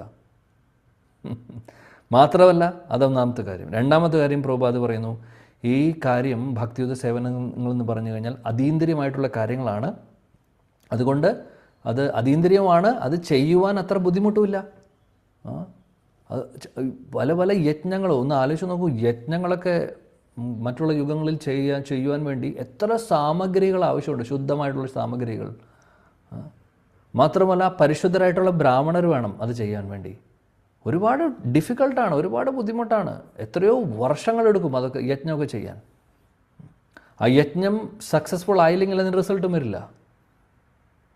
പിന്നെ കൃതയധ്യായതോ വിഷ്ണു, അത് അല്ലെങ്കിൽ സത്യയുഗത്തിൽ ധ്യാനം നമുക്ക് സാധിക്കുമോ? ഇന്നത്തെ കാലത്ത് സാധിക്കില്ല. എളുപ്പമുള്ള കാര്യമാണോ? വർഷങ്ങൾ തോറും വർഷങ്ങൾ 10,000, 20,000, 30,000 വർഷം ധ്യാനിക്കുക എളുപ്പമല്ല. എന്നാൽ ഭക്തി എന്ന് പറഞ്ഞു കഴിഞ്ഞാൽ നാമജപം, ശ്രവണം, കീർത്തനം എത്ര ഈസിയാണെന്ന് നോക്കൂ. അത് ബുദ്ധിമുട്ടില്ല. എപ്പോൾ വേണമെങ്കിലും, എവിടെ വെച്ച് വേണമെങ്കിലും, എങ്ങനെ വേണമെങ്കിലും നമുക്ക് കേൾക്കാം. അതാണ് ഭക്തിയുത സേവനങ്ങളുടെ പ്രത്യേകത. മറ്റുള്ള യോഗ പ്രാക്ടീസസ് പോലെയല്ല ഭക്തി. ആത്മാർത്ഥതയോടുകൂടി നമ്മളിത് ചെയ്യുകയാണെങ്കിൽ നമുക്ക് മുന്നോട്ട് പോകാൻ സാധിക്കും. അപ്പോൾ എളുപ്പമാണ്, ചെയ്യുവാൻ എളുപ്പമാണ്, റിസൾട്ടാണെങ്കിൽ ഈസിയാണ് കമ്പയർ ചെയ്യുമ്പോൾ. എന്നിട്ടും നമുക്ക് ചെയ്യാൻ സാധിക്കുന്നില്ല. അതാണ് നമ്മുടെ അവസ്ഥ. സംഭവം എളുപ്പമാണ്, ചെയ്യുവാൻ പ്രാക്ടീസ് ചെയ്യാൻ എളുപ്പമാണ്. അതായത് അത് ചെയ്യുവാൻ എളുപ്പമാണ്. പക്ഷേ അതിലെ ഭാവം കൊണ്ടുവരേണ്ടത് ബുദ്ധിമുട്ടുള്ള കാര്യമാണ്. ശരിയാണ്, അതിന് സമയമെടുക്കും. പ്രോസസ്സ് എളുപ്പമാണ്. നാമം ജപിക്കുക എന്ന് പറയുന്ന പ്രോസസ്സും ശ്രവണം എന്നുള്ള പ്രോസസ്സും മറ്റ് മെഡിറ്റേഷനെയും മറ്റുള്ള സംഭവങ്ങളെയും കമ്പയർ ചെയ്യുമ്പോൾ ഈസിയാണ്. പക്ഷേ ഈസി ആണെന്ന് പറഞ്ഞുകൊണ്ട് കാര്യമില്ല, അതിൽ ഭാവം കൂടെ വേണം. അപ്പോഴാണ് സക്സസ് ആവുന്നത്. ഇല്ലെങ്കിൽ അതൊരു മെക്കാനിക്കൽ പ്രോസസ്സായി മാറും. എന്നാലും കുഴപ്പമില്ല, പറ്റുന്ന പോലെ ചെയ്യുക. ചെയ്ത് മുന്നോട്ട് പോകുമ്പോൾ ചെയ്ത് നമ്മളതിൽ എക്സ്പേർട്ടാവും. അപ്പോൾ പരിശുദ്ധി അങ്ങനെയാണ് വരുന്നത്. ഓട്ടോമാറ്റിക്കലി വരും. കൂട്ടത്തിൽ അപരാധങ്ങളും കൂടെ ചെയ്യാതിരിക്കണം, അതും കൂടെ നമ്മൾ ശ്രദ്ധിക്കണം. അപരാധങ്ങൾ ചെയ്യുന്നുണ്ടെങ്കിൽ പുരോഗതി ഉണ്ടാവില്ല. പ്രത്യേകിച്ച് വൈഷ്ണവ അപരാധങ്ങളും അല്ലെങ്കിൽ മറ്റുള്ള വൈഷ്ണവരെ ബുദ്ധിമുട്ടിക്കലോ അല്ലെങ്കിൽ അവരെ എങ്ങനെയെങ്കിലും എന്തെങ്കിലും രീതിയിൽ നിന്ദിക്കുകയൊക്കെ ചെയ്ത് കഴിഞ്ഞാൽ നമ്മളതിന് ബുദ്ധിമുട്ടാവും. അത് പിന്നെ ക്രിട്ടിസൈസ് ചെയ്യുക അങ്ങനെയൊക്കെ ചെയ്ത് കഴിഞ്ഞാൽ ഭക്തിയിൽ മുന്നോട്ട് പോകാൻ നമുക്ക് സാധിക്കില്ല. അപ്പോൾ അതാണ് ഓർക്കേണ്ട ഒരു പ്രഭുപാദ് പറയുന്നു, ഏറ്റവും എളുപ്പമാണ്, വളരെ ഈസിയുമാണ് പ്രാക്ടീസ് ചെയ്യാൻ. അതേപോലെ തന്നെ നമ്മൾ റിസൾട്ട് കിട്ടാനും ഒരുപാട് കാലങ്ങൾ കാത്തിരിക്കേണ്ട ആവശ്യമില്ല. കാര്യം കലിയുഗത്തിലെ ആളുകളുടെ ആവറേജ് വയസ്സ് 100 100 അല്ലെങ്കിൽ ഇപ്പോൾ 70 എന്ന് പറയാം. നമ്മളെ സംബന്ധിച്ച് വലിയ വലിയ പ്രോസസ്സുകളും ഒരുപാട് വർഷങ്ങളെടുക്കുന്ന സംഭവങ്ങളൊക്കെ ചെയ്തു കഴിഞ്ഞാൽ മറ്റേ ധ്യാനവും യജ്ഞങ്ങളൊക്കെ പ്രാക്ടിക്കലി സാധിക്കില്ല അവിടെ. അപ്പോൾ നമുക്ക് ഈസി ആയിട്ടുള്ള പ്രോസസ്സേ സാധിക്കുള്ളൂ കലിയുഗത്തിൽ. അപ്പോൾ ഈസി ആയിട്ടുള്ള പ്രോസസ്സാണ് നാമജപം, ശ്രവണമൊക്കെ. പക്ഷേ അത് ചെയ്യുന്നത് ആത്മാർത്ഥതയോട് കൂടിയിട്ടായിരിക്കണം എന്ന് മാത്രം.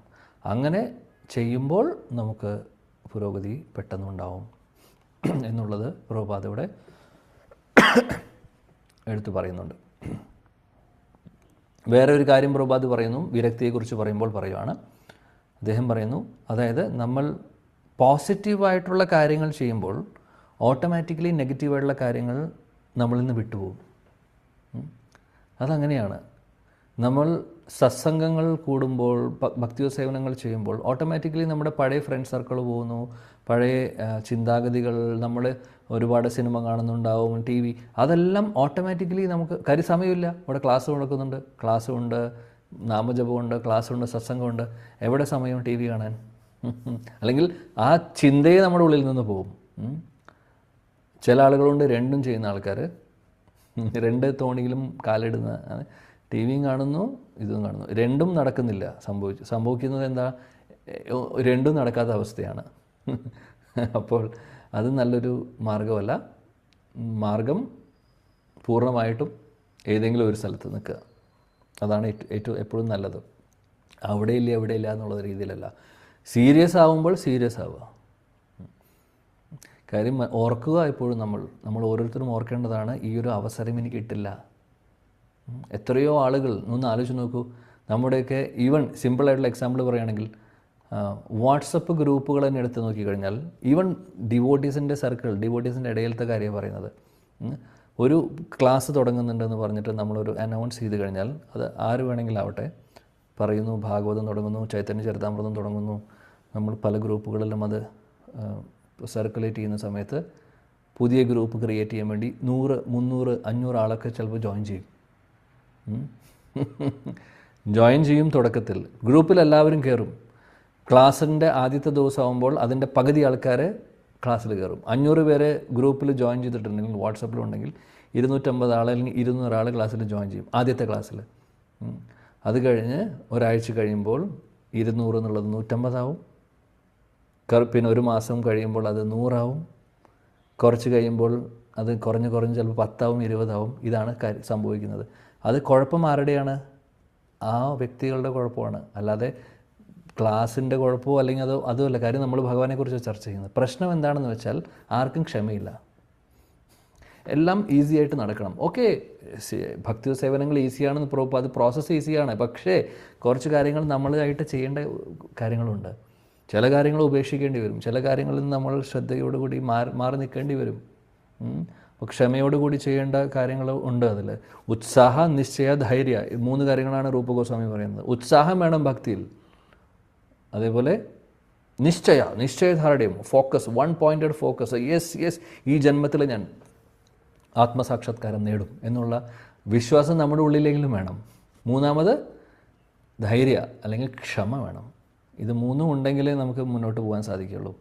അപ്പോൾ ഇതില്ലെങ്കിൽ കാര്യമില്ല. അപ്പോൾ പറയുന്നത് എന്താണെന്ന് വെച്ചാൽ, എന്തുകൊണ്ട് ഇത് പറഞ്ഞു എന്ന് വെച്ചാൽ, സൗഭാഗ്യം നമ്മുടെ കയ്യിൽ ഉണ്ടായിട്ടും നമ്മുടെ മുമ്പിൽ നിൽക്കുവാണ് ഭാഗവതം, നമ്മുടെ മുമ്പിൽ നാമം നമ്മുടെ മുമ്പിൽ നിൽക്കുവാണ്.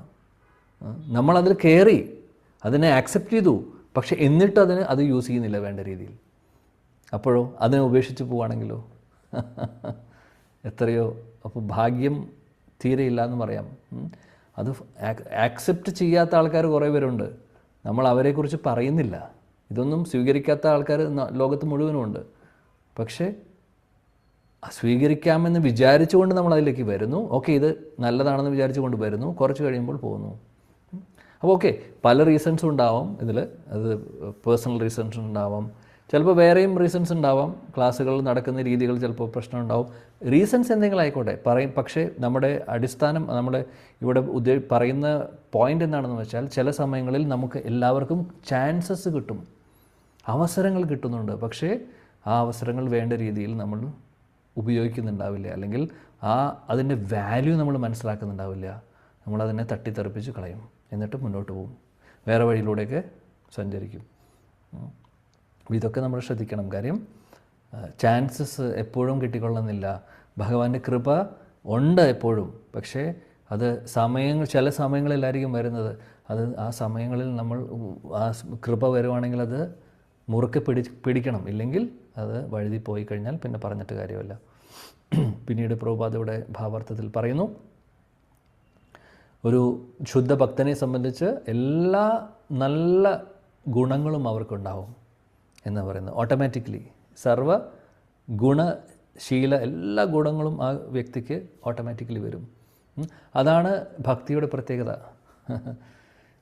മോശമായിട്ടുള്ള സ്വഭാവം ഉണ്ടായിരുന്ന ആളുകൾ, അല്ലെങ്കിൽ മോശമായിട്ടുള്ള കാര്യങ്ങൾ ചെയ്യുന്ന ആളുകൾ ഒക്കെ ഭക്തിയുത സേവനങ്ങളിലൂടെ മുന്നോട്ട് വരുമ്പോൾ എല്ലാ മോശമായിട്ടുള്ള ക്വാളിറ്റീസും ഗുണങ്ങളും എല്ലാം മോശമായിട്ടുള്ള കാര്യങ്ങളും പോവും, സ്വഭാവങ്ങളും മാറി നല്ല ഭക്തരായി മാറുന്നു. എങ്ങനെയാണ് ജഗായി മതായി മാറുന്നത്? ജഗായി മതായി അവർ ചെയ്യാത്ത തെറ്റുകളില്ല. പക്ഷേ മഹാപ്രഭുവിൻ്റെയും നിത്യാനന്ദ പ്രഭുവിൻ്റെ കൃപ കൊണ്ട് അവർ പരിശുദ്ധ ഭക്തരായി മാറുന്നു. എല്ലാ നല്ല ഗുണങ്ങളും അവരിലേക്ക് വരുന്നു. ഇവിടെ പ്രഭുപാദ് അതാ പറയുന്നത്. എല്ലാ ഗുണങ്ങളും പരിശുദ്ധ ഭക്തർക്ക് ഓട്ടോമാറ്റിക്കലി വരുന്നു. അതേപോലെ ജ്ഞാനവും വൈരാഗ്യവും എല്ലാം തന്നെ അവർക്കുണ്ടാവും.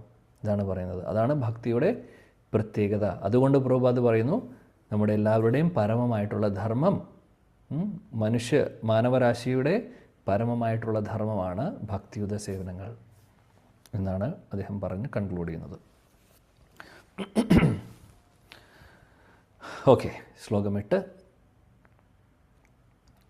ധർമ്മസ്വാനുശിഷ്ടതാ പുംസാം വിശ്വക്ഷേണാകതാസുയ നോത്പാദയേദ്യതി രതിം ശ്രമ ഏവ ഹി കേവലം. മനോഹരമായിട്ടുള്ള ശ്ലോകമാണ്. ലേഖ മാതാജി, ലേഖ പ്രദീപ് മാതാജി ഉണ്ടോ?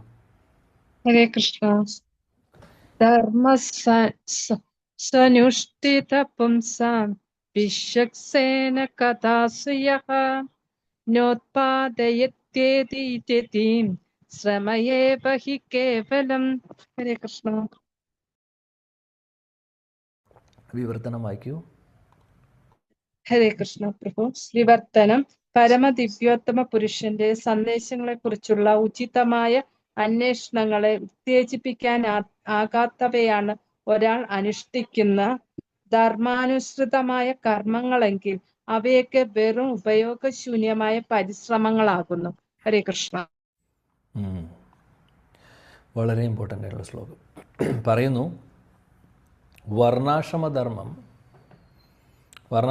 എന്താണ്? 4 വർണ്ണങ്ങൾ, 4 ആശ്രമങ്ങൾ.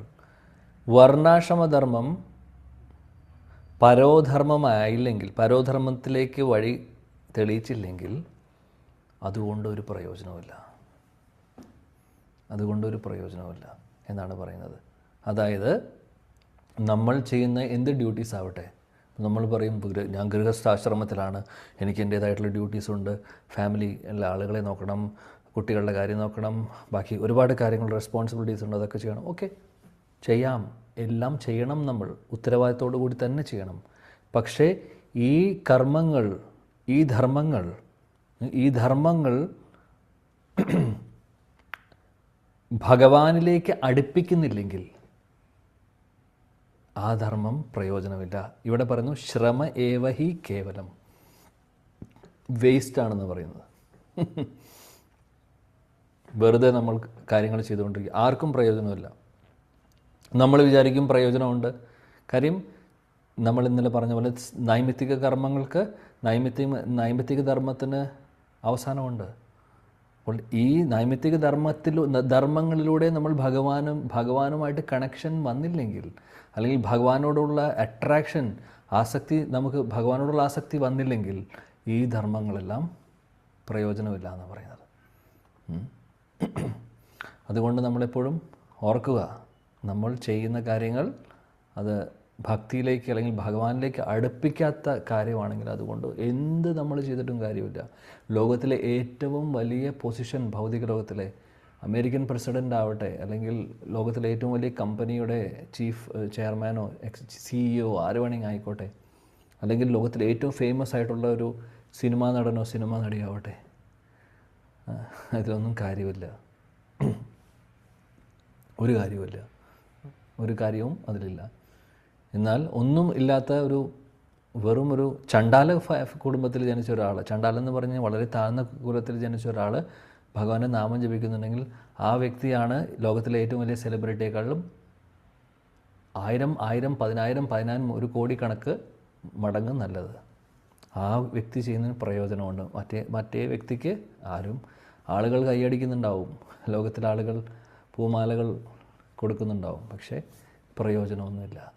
അപ്പോൾ ഭക്തിയില്ലെങ്കിൽ, അല്ലെങ്കിൽ ഭഗവാനിലേക്ക് അടുപ്പിക്കാത്ത കാര്യങ്ങളൊക്കെ, ഭഗവാനിലേക്ക് ആകർഷിപ്പിക്കാത്ത എന്ത് ധർമ്മവും ആവട്ടെ, അതുകൊണ്ട് പ്രയോജനമില്ല എന്ന് പറയുന്നത്. ഒന്ന് നോക്കൂ, നമ്മൾ 2ാമത്തെ അധ്യായത്തിലാണ് നിൽക്കുന്നത്. ഭാഗവതം തുടങ്ങിയിട്ടേ ഉള്ളൂ ശരിക്കും. പക്ഷേ എത്ര തത്വങ്ങളാണ് നമ്മൾ പഠിക്കുന്നത്. നമുക്ക് കഥയായിട്ട് വായിച്ചു പോകാം, കഥയല്ല അത്. ഓക്കെ, സ്റ്റോറി ലൈനുണ്ട് ഭാഗവതത്തിൽ, അത് മനോഹരമാണ്. നമ്മളത് അങ്ങനെ തന്നെ ആസ്വദിക്കാം. തീർച്ചയായിട്ടും ആ ഒരു സമയത്ത് നമ്മൾ ആസ്വദിക്കും. എന്നാൽ ഒരുപാട് തത്വങ്ങൾ, ഒരുപാട് ലെസൺസ്, ഒരുപാട് കാര്യങ്ങൾ പഠിക്കാനുണ്ട്. ഭാഗവതം നമ്മൾ കേൾക്കുന്നതിൻ്റെ അർത്ഥം കഥ കേൾക്കുക എന്നുള്ളതല്ല. ആ കേട്ടതുകൊണ്ട് പരിവർത്തനം വേണം, എന്തെങ്കിലും ട്രാൻസ്ഫോർമേഷൻ നമുക്ക് വേണം. ഇല്ലെങ്കിൽ ആ ഒരു കേൾവിക്ക് പ്രയോജനമില്ല. അതുകൊണ്ടാണ് നമ്മൾ പറയാറുണ്ട് സപ്താഹങ്ങളൊക്കെ നടക്കുന്നുണ്ട്. ലോകത്തിൽ സപ്താഹങ്ങൾ എത്ര നടക്കുന്നുണ്ട്? ഹരികൃഷ്ണ പ്രസ്ഥാനത്തിൽ വരുന്നേക്കാൾ മുമ്പ് എത്ര സപ്താഹങ്ങൾ നമ്മളെല്ലാവരും അറ്റൻഡ് ചെയ്തിട്ടുണ്ടാവും? ഒരുപാട് അറ്റൻഡ് ചെയ്തിട്ടുണ്ടാവും. പക്ഷെ എന്തെങ്കിലും നമ്മുടെ സ്വഭാവത്തിൽ വ്യത്യാസം വന്നിട്ടുണ്ടോ അത് കേട്ടിട്ട്?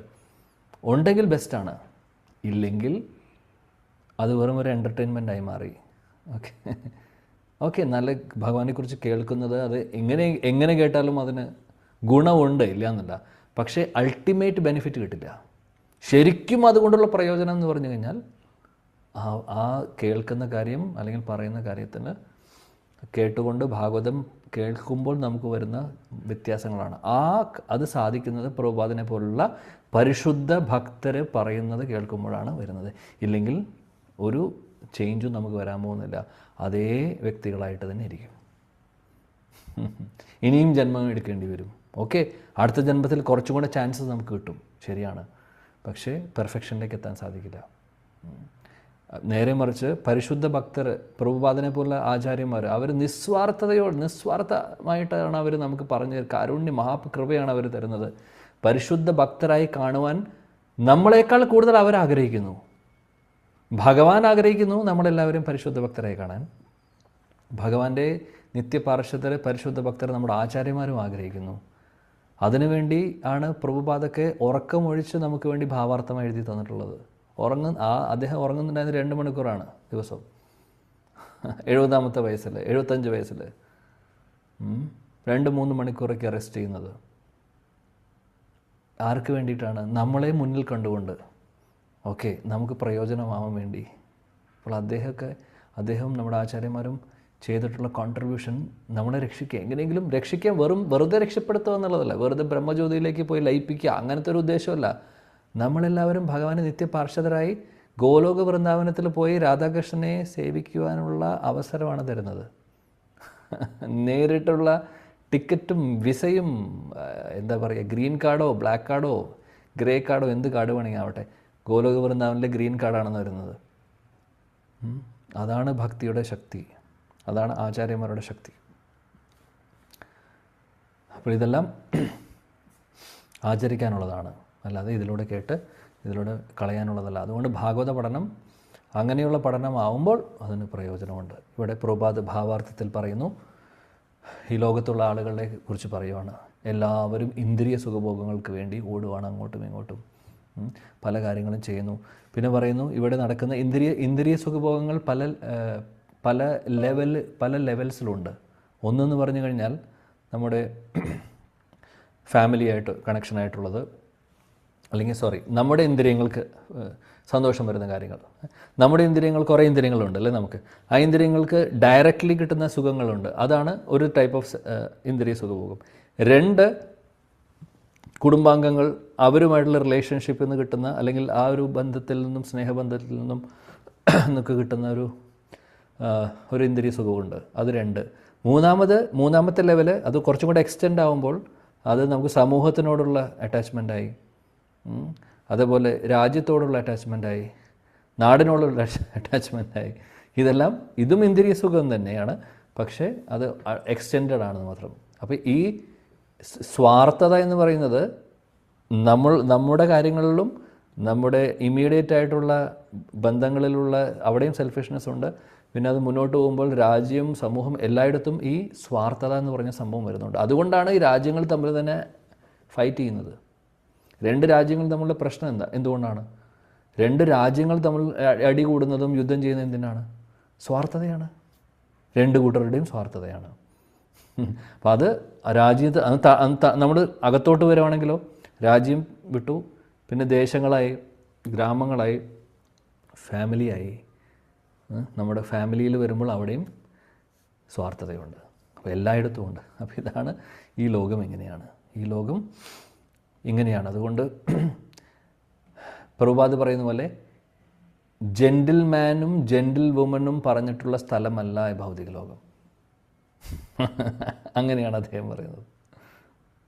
ജെൻറ്റിൽമാൻ. അപ്പം നമ്മൾ ജെൻറ്റിൽമാൻ ജെൻറ്റിൽ വുമൺ എന്ന് പറഞ്ഞാൽ എല്ലാവർക്കും അറിയാം എന്താണെന്ന്. അങ്ങനെയുള്ളവർക്ക് പറഞ്ഞിട്ടുള്ള സ്ഥലമല്ല ഇത്. കാര്യം ഇത് നമുക്ക് പറ്റുന്നതല്ല, അല്ലെങ്കിൽ അങ്ങനെയുള്ള സ്ഥലമല്ല. ഇവിടെ നിന്ന് രക്ഷപ്പെട്ടു പോകണം.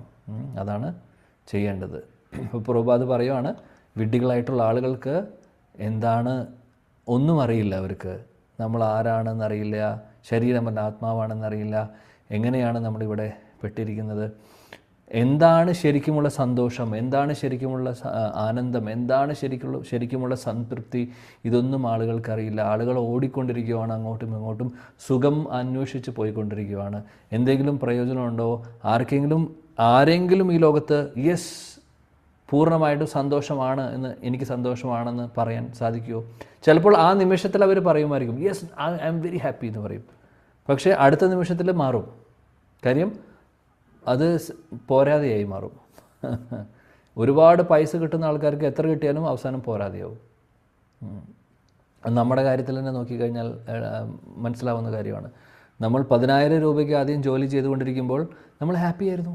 കാര്യം 0 നിന്ന് 10,000 ഹാപ്പിയായി. അപ്പോൾ ആ 10,000 വെച്ച് നമ്മൾ ജീവിക്കാൻ പഠിക്കും. 10,000-ത്തിൽ നമ്മൾ കുറച്ചു കാലം മുന്നോട്ട് പോകുമ്പോൾ ആഗ്രഹം തോന്നും 10 എന്നുള്ളത് 15 ആയാൽ കുറച്ചുകൂടെ നല്ലതായിരുന്നു. അപ്പോൾ 15 കിട്ടാൻ വേണ്ടി ശ്രമിക്കും. പിന്നെ 15 നിന്ന് 20 കിട്ടാനുള്ള ശ്രമമായിരിക്കും. പിന്നെ 20 കിട്ടിയില്ലെങ്കിൽ പിന്നെ മനസ്സിന് വിഷമമായി. പിന്നെ 10 നിന്ന് 20 കിട്ടാതെ വരുമ്പോൾ കമ്പനി മാറുന്നു, ജോലി മാറി, അപ്പോൾ കൂടുതൽ ശമ്പളം കിട്ടി. അപ്പോൾ നമ്മൾ ആ 20,000-ൻ്റെ ഒരു ബ്രാക്കറ്റിൽ നമ്മൾ ജീവിച്ചു തുടങ്ങും. അപ്പോൾ നമ്മുടെ ചിലവുകൾ ഓട്ടോമാറ്റിക്കലി കൂടി.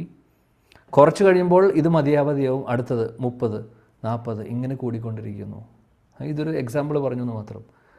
അപ്പോൾ നമ്മൾ മാറുന്നില്ല, വ്യക്തികൾ സെയിമാണ്, പക്ഷേ നമ്മുടെ ഡിമാൻഡുകൾ കൂടി. 10,000-ൽ ജീവിക്കുന്ന ആൾക്ക് ഇന്ന് ചിലപ്പോൾ ഒരു 10 വർഷം കഴിയുമ്പോൾ ഓക്കെ, അപ്പോൾ ഇൻഫ്ലേഷൻ വന്നിട്ട് പൈസയുടെ മൂല്യം കൂടി എന്നുള്ളത് പറയരുത്. അതല്ല നമ്മൾ ഉദ്ദേശിക്കുന്നത്. ആ ഇൻഫ്ലേഷൻ്റെ കാര്യമല്ല പറയുന്നത്. 10,000-ൽ ജീവിക്കുന്ന ഒരാൾക്ക് 1 ലക്ഷം കിട്ടിയാലും ജീവിക്കാൻ പറ്റാത്ത സാഹചര്യം വരും. അതായത് ഇനിയും ആഗ്രഹങ്ങൾ കുറയുന്നില്ല, ഇനിയും വേണം എന്നുള്ള ആഗ്രഹം. ഇതാണ് അവസ്ഥ. ഇതാണ് നമ്മുടെ എല്ലാവരുടെയും അവസ്ഥ. സോ ഈ ലോകത്തിൽ ഇങ്ങനെയാണ്. ഒരു കാര്യത്തിനും ഒരു സാറ്റിസ്ഫാക്ഷൻ ഒരിക്കലും കിട്ടാൻ പോകുന്നില്ല. നേരെ മറിച്ച് നമ്മൾ ഭക്തി സേവനങ്ങൾ ചെയ്യുന്നുണ്ടോ, ഭഗവത് ആരാധന ചെയ്യുന്നുണ്ടോ, അതിൽ പരിപൂർണ സന്തോഷവും സമാധാനവും സംതൃപ്തിയും കിട്ടുന്നു. അതാണ് പറയുന്നത് സുപ്രസിദ്ധതി. നമ്മൾ കഴിഞ്ഞ 2 ശ്ലോകത്തിൽ വായിച്ചിരുന്നു. സുപ്രസിദ്ധതി, സാറ്റിസ്ഫാക്ഷൻ. ആത്മീയ തലത്തിലുള്ള ആ ആനന്ദം, ആത്മീയ തലത്തിലുള്ള ആ ഒരു സാറ്റിസ്ഫാക്ഷൻ വേറെ എവിടെയും നമുക്ക് കിട്ടാൻ പോകുന്നില്ല. അപ്പോൾ പ്രഭുപാദ് അതാണ് പറയുന്നത്, കൃഷ്ണാവബോധത്തിലൂടെ മാത്രമാണ് സാധിക്കുന്നത്. അതെങ്ങനെയാണ് നമുക്ക് അതിലേക്ക് എത്താൻ സാധിക്കുന്നത്? ശ്രവണം കീർത്തനം, ശ്രവണം കീർത്തനം, ശ്രവണം കീർത്തനം. ശ്രവണം കീർത്തനം നമ്മൾ ചെയ്യുന്ന കാര്യങ്ങൾ അവസാനം ശ്രവണത്തെയും കീർത്തനത്തെയും കൂട്ടുന്നില്ലെങ്കിൽ, അല്ലെങ്കിൽ അതിനോടുള്ള ആസക്തി കൂടുന്നില്ലെങ്കിൽ നമ്മൾ ചെയ്യുന്ന കാര്യങ്ങളൊക്കൊന്നും ഒരു പ്രയോജനമില്ല എന്ന് പറയുന്നു. അതുകൊണ്ട് എന്തായാലും ഇതെല്ലാം നമുക്ക് മനസ്സിലാക്കുവാൻ ആചാര്യന്മാർ പ്രഭുപാദ് നമ്മളെ പഠിപ്പിച്ചു തരുന്നു. ഭഗവാന്റെ കൃപ കൊണ്ട് ഭാഗവതം നമ്മളെ പഠിപ്പിക്കുന്നു. ശുകദേവ് ഗോസ്വാമിയും വ്യാസദേവൻ നമ്മളെ പഠിപ്പിക്കുന്നു. അതുകൊണ്ട് ഇതെല്ലാം നമ്മൾ ആത്മാർത്ഥതയോടുകൂടി നമ്മളത് സ്വീകരിച്ച്, ആത്മാർത്ഥതയോടുകൂടി നമ്മളത് ആചരിച്ച് മുന്നോട്ട് പോവുകയാണെങ്കിൽ തീർച്ചയായിട്ടും നമുക്ക് ഇവിടെ നിന്ന് രക്ഷപ്പെടാൻ സാധിക്കും. ഒരു സംശയമില്ല ആ കാര്യത്തിൽ. അത് ചെയ്താൽ മാത്രം മതി. അങ്ങനെ ഒരുപാട് കാര്യങ്ങൾ നമ്മൾ പഠിക്കുന്നു ഓരോ ദിവസവും. അപ്പോൾ ചിലപ്പോൾ തോന്നുമായിരിക്കും ഇതൊക്കെ എന്നും പറയുന്ന കാര്യമല്ലേ, റിപ്പീറ്റഡ് ആയിട്ടുള്ള കാര്യമല്ലേ. ഓക്കെ, നമുക്ക് റിപ്പീറ്റഡായിട്ട് ഒരേ കാര്യം തന്നെ ഇനിയൊരു 100 വർഷം കേട്ടാലും നമ്മുടെ ഉള്ളിലേക്ക് കയറുന്നില്ല, അത് കയറുന്നില്ല. അതാണ് അവസ്ഥ. അതുകൊണ്ട് ഒരേ കാര്യം തന്നെ റിപ്പീറ്റ് ചെയ്യേണ്ട അത്യാവശ്യമാണ്. റിവിഷൻ അത്യാവശ്യമാണ്, ഒരു സംശയമില്ല കാര്യത്തിൽ. ഡെയിലി നമ്മൾ റിവൈസ് ചെയ്യേണ്ടതാണ്. അതുകൊണ്ട് പ്രഭുപാദിൻ്റെ പർപ്പോട്ടിൽ ചിലപ്പോൾ വീണ്ടും റിപ്പീറ്റഡ്ലി സ്ട്രെസ് ചെയ്തുകൊണ്ട്, എംഫസൈസ് ചെയ്തുകൊണ്ട് പല പോയിന്റുകളും പറയും. അത് നമ്മുടെ നന്മയ്ക്ക് വേണ്ടിയിട്ടാണ്. ഇതെനിക്കറിയാം. അറിഞ്ഞുകൊണ്ട് കാര്യമില്ല. പരിവർത്തനം വന്നിട്ടുണ്ടോ, ഉണ്ടെങ്കിൽ നല്ലത്, ഇല്ലെങ്കിൽ നമ്മളപ്പോഴും വട്ടപൂജ്യത്തിലിരിക്കുകയാണ്. അതുകൊണ്ട് വീണ്ടും കേൾക്കുക. നിത്യം ഭാഗവത സേവയ, നിരന്തരം കേട്ടുകൊണ്ടിരിക്കുക. കേട്ട കാര്യങ്ങൾ നമ്മൾ ആചരിക്കാൻ നോക്കുക. ഓക്കെ, പറഞ്ഞുകൊണ്ട് ഞാനിവിടെ നിർത്തുന്നു. അടുത്ത ശ്ലോകം നമുക്ക് നാളെ നോക്കാം. ग्रंथराज श्रीमद् भागवतम की जय, जगत गुरु शीला प्रभुपाद की जय, समवेद गौर भक्त वृंद की जय, गौड़ीय गुरु वृंद की जय, शचिनंदन श्री गौर हरि की जय, श्री नित्यानंद प्रभु की जय, जय शीला प्रभुपाद की जय, जय जय जय श्री राधे श्याम, श्री वृंदावन धाम की जय. Thank you. हरे कृष्ण. ഹരേ കൃഷ്ണ പ്രഭുജി. ഹരേ കൃഷ്ണ പ്രഭു. ആ പ്രഭു പറഞ്ഞ ആ പിന്നെ ശ്ലോകത്തിൽ ലാസ്റ്റ് അതാന്ന് പറഞ്ഞു. ഏത് ശ്ലോകം? അത് പിന്നെ വിപ്രകഹേ മൂർഖന അർത്ഥനിധി ജാനെ ശുദ്ധ അശുദ്ധ ബംഗാളിയാണ്. അത് അതിന്റെ ലാസ്റ്റ് പറഞ്ഞാൽ മതി. ഗുരു വരെ എഴുതി. विप्र कहे मूर्ख अमी अर्थ नहीं जानी, शुद्ध अशुद्ध गीता पढ़ी गुरु आज्ञा मानी. ആഗ്യ ഗുരുവിന്റെ ആഗ്യ എന്ന് പറഞ്ഞാൽ ഗുരുവിന്റെ നിർദ്ദേശം മാനി. മാനി. ഓക്കെ, താങ്ക് യു പ്രഭു. ഹരേ കൃഷ്ണ. ചൈതന്യ ചരിതാമൃതം നമ്മുടെ അടുത്ത് ഭാഗവതം കഴിയുമ്പോൾ എന്ന് കഴിയുന്നു ചോദിക്കരുത്. മേ ബി 10 വർഷം നമ്മളുണ്ടാവുമെന്ന് അറിയില്ല, ഞാനുണ്ടാവുമെന്ന് തന്നെ എനിക്കറിയില്ല. അതുകൊണ്ട് കുഴപ്പമില്ല.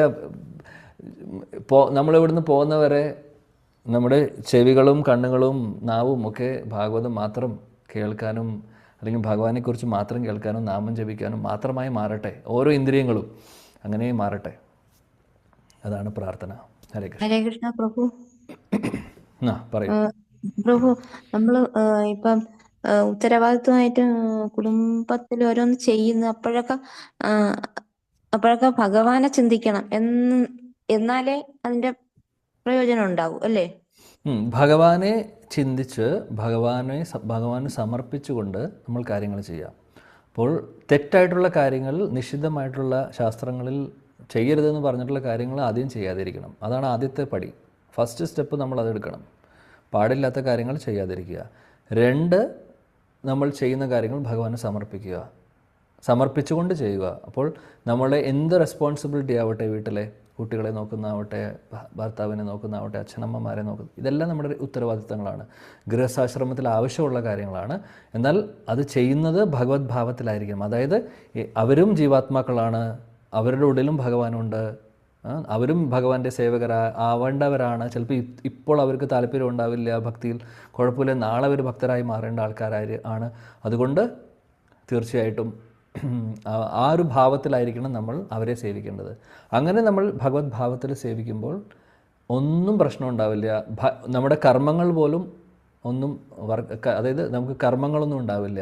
അതിനെയാണ് ഭഗവാനെ സമർപ്പിച്ചുകൊണ്ട് ചെയ്യുമ്പോൾ അകർമ്മമായിട്ട് മാറുന്നത്. അകർമ്മം എന്ന് പറഞ്ഞു കഴിഞ്ഞാൽ റിയാക്ഷൻ ഇല്ല. അപ്പോൾ അങ്ങനെയുള്ള കാര്യങ്ങളാണ് നമ്മൾ ചെയ്യേണ്ടത്. അപ്പോൾ അതാണ് ഓർക്കേണ്ട കാര്യം. ഓക്കെ. ഹരേ കൃഷ്ണ പ്രഭു. ഹരേ കൃഷ്ണ പ്രഭു. ഭാഗവതത്തിൽ ഉടനീളം കാണുന്നതാണ് ആത്മീയമായത്, ആധ്യാത്മികം. ഇതിന്റെ വ്യത്യാസം എന്താണ് പ്രഭുജി? ആക്ച്വലി രണ്ടും പറയും മാതാജി. ആത്മീയം എന്നും പറയും, ആധ്യാത്മികം എന്ന് പറയും. രണ്ടും സെയിം ആണ്. ആക്ച്വലി അതായത് നമ്മൾ പറയുമ്പോൾ, മലയാളത്തിൽ പറയുമ്പോഴും അത് 2 തരത്തിൽ പറയാറുണ്ട്. പക്ഷെ ഉദ്ദേശിക്കുന്നത് അതീന്ദ്രിയം എന്ന് പറഞ്ഞു കഴിഞ്ഞാൽ അതിന് ഓരോ വാക്കുകൾ, അതീന്ദ്രിയം എന്ന് പറഞ്ഞാൽ ഇംഗ്ലീഷിൽ ട്രാൻസെൻഡന്റൽ എന്ന് പറഞ്ഞ വാക്കിൻ്റെ മീനിങ് ആണ്. പക്ഷേ അത് ആത്മീയ തലത്തിലുള്ള അല്ലെങ്കിൽ ആധ്യാത്മികമായിട്ടുള്ള എന്നുള്ളത് തന്നെയാണ് അർത്ഥം വരുന്നത്. സ്പിരിച്വൽ അല്ലെങ്കിൽ ഇംഗ്ലീഷിൽ സ്പിരിച്വൽ എന്ന് പറഞ്ഞാൽ സിമ്പിളാണ്. ആത്മീയം, ആധ്യാത്മികം എന്ന് പറഞ്ഞാൽ സ്പിരിച്വൽ ആണ്. Okay. Thank U പ്രഭുജി. Hare Krishna പ്രഭു. യെസ്, പറയൂ പ്രഭു.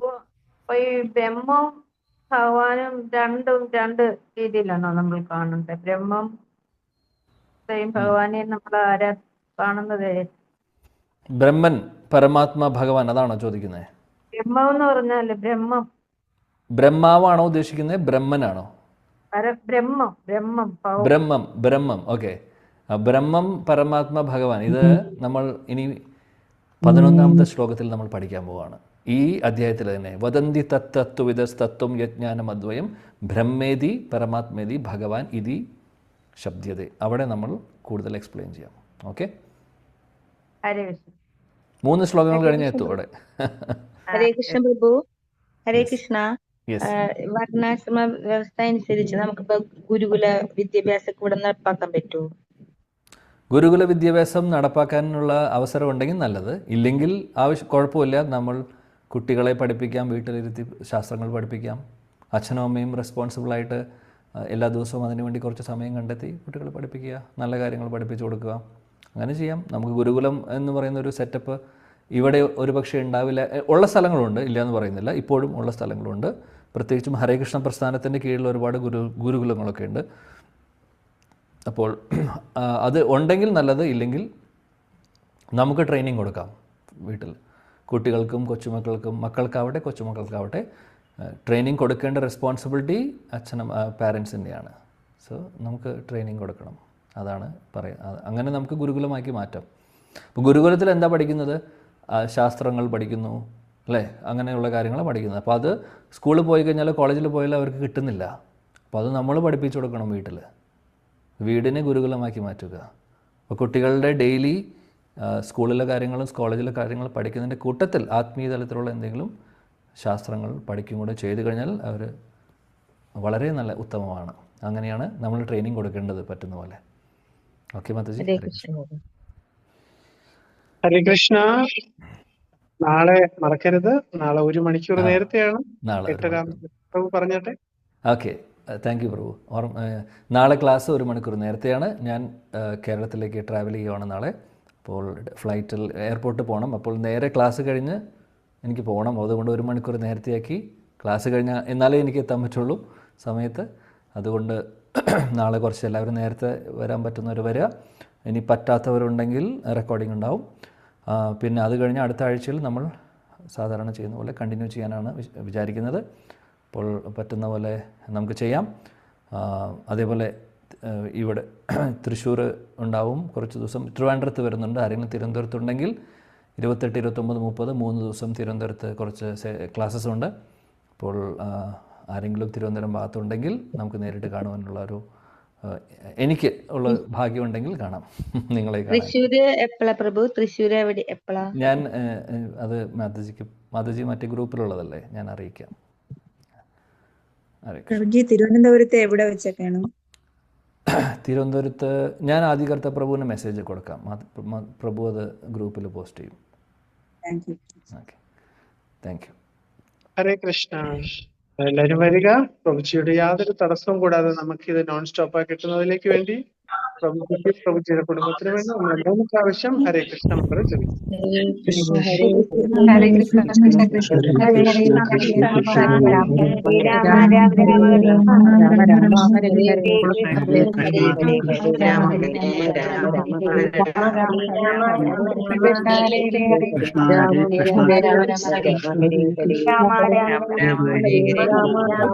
ഹരേ തരുപേക്ഷ കൃപാ സിന്ധു